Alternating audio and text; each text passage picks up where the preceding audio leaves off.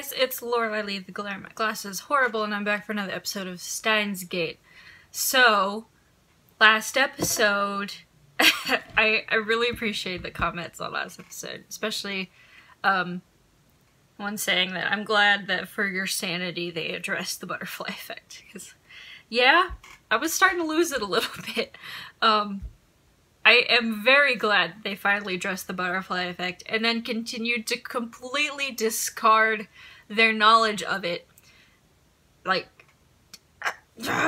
okay, so they've changed time several times now. Okabe is the only one who's seen the time change. And I think he's finally, sorry I'm brandishing a paintbrush, like I've got cosplay supplies everywhere and I'm just like, I don't know, I fiddle with things a lot. So, Okabe's finally realizing the effects that their little time travel text messages have on the rest of the universe. And, you know, I really wish he could put his foot down sometimes, because he was finally saying when they wanted to change Ferris's past, when he's finally saying like, maybe this is not a good idea, we need to not be using it for trivial things. But then they used it to change the past of the girl who said that she and her family are basically tied into the fabric and existence of this town. So, when they changed it, the town changed too, and that's how we left off last episode, in what I thought was a really cool ending scene, with just Okabe kind of like realizing how much has changed around him, realizing the implications. It was very like intrinsic, and I love the way they visualized it. And then the episode ended with the song and the visual of an hourglass coming back together, and it was just really cool, and I loved it a lot, as I do with every episode of this show, and I am ready to get back into it. So, let's get back into this train wreck. That's why I gotta go all the way to Nakano for my dojo. Wait a second, you still work part-time at Queen May's, don't you? Huh? What's a Queen May's? No! May Cafe! That's gone. It's all different now. My Yuri's past has changed. The entire city, rewritten by a mere text message. Yeah! Butterfly effect.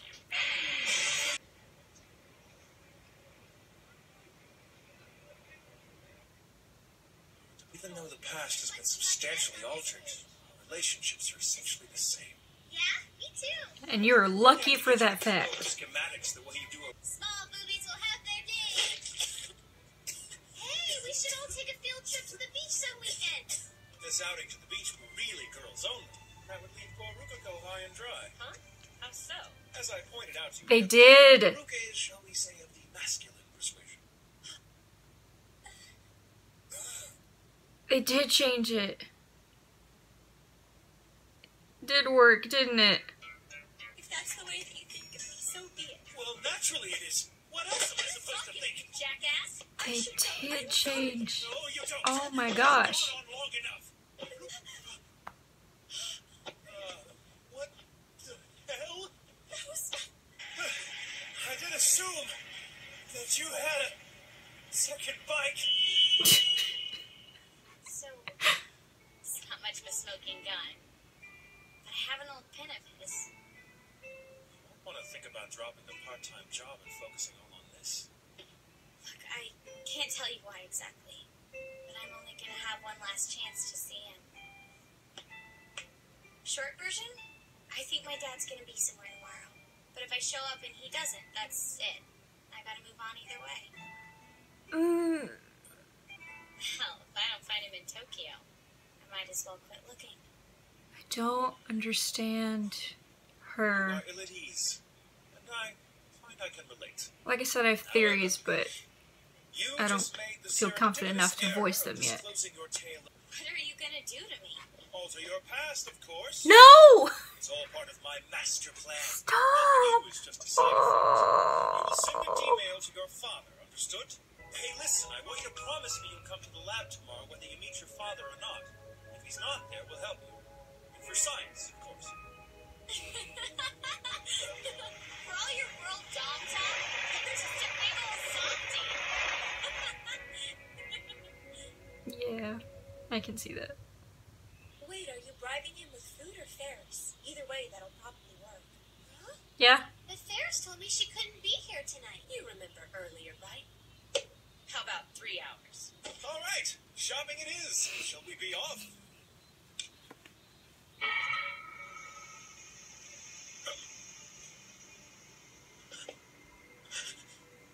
Is something the matter, Okari? It's nothing.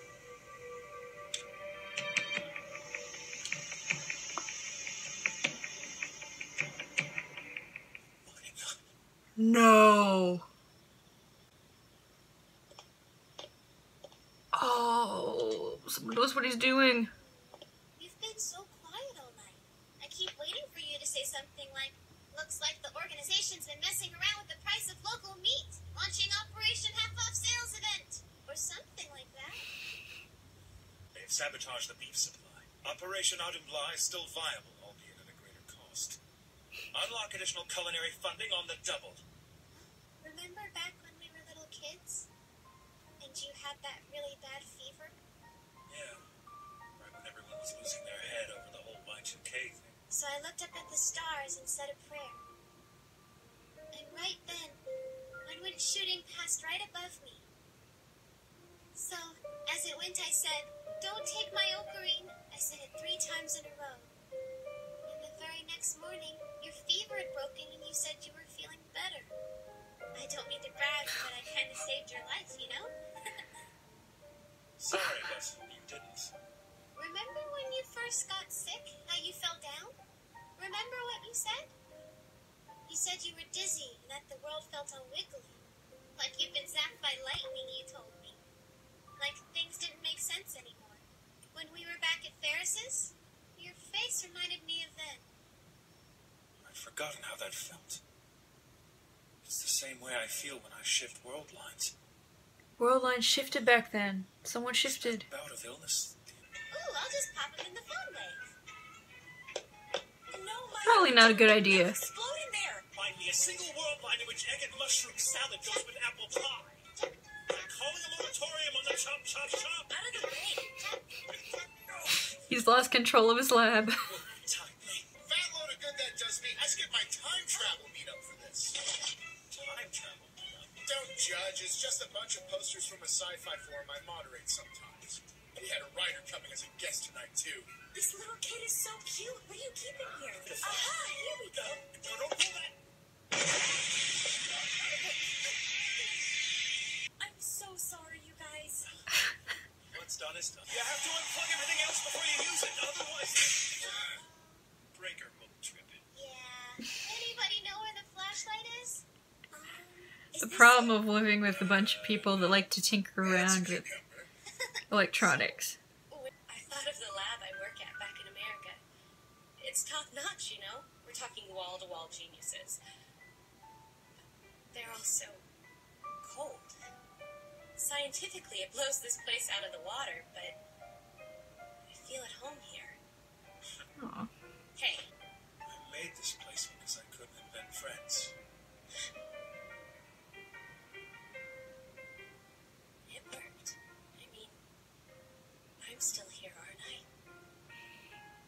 And you know, earlier, when you said you cherish our friendship, it made me happy. Like a lot. Aww. She isn't coming. Let's call it a night. I wonder what happened. Why that little...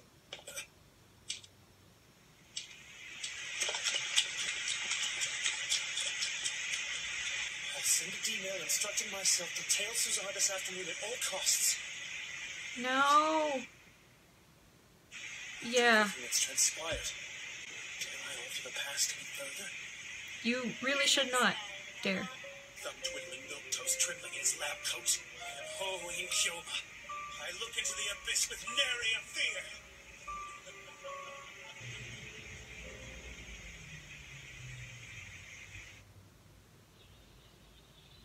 assistant? I was just leading the time travel forum meetup when you... Time travel forum meetup? When you told me your father might show up somewhere, is that what you meant? Yep. On the message boards he posts under the user ID Teeter. Wait, John Teeter? Nuh-uh, sorry, Beryl. It's Beryl Teeter. I told you at the party, remember? You recorded me saying it and everything. First time in my whole life I felt like I really fit in. Coming up whenever you feel like it. Surely I need to remind you, you are a member of the lab now. Yeah. Maybe I'll stick around. Look for dear old Dad a little bit more.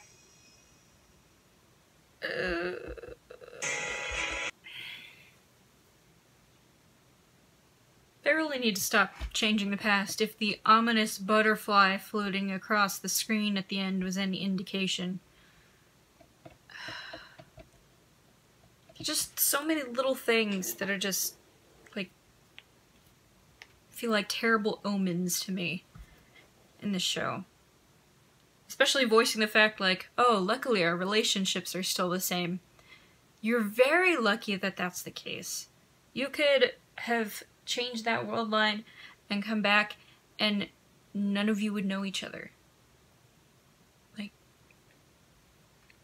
oh, it's just, you're in for a world of hurt, and I'm... One of the big revelations in this episode was that their previous D-mail apparently did work. And that Rikuko's now a girl. And, which, scientifically speaking, the whole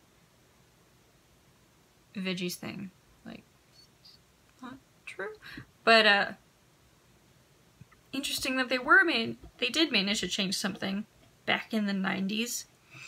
But they're lucky that that did not have even more effects than it did.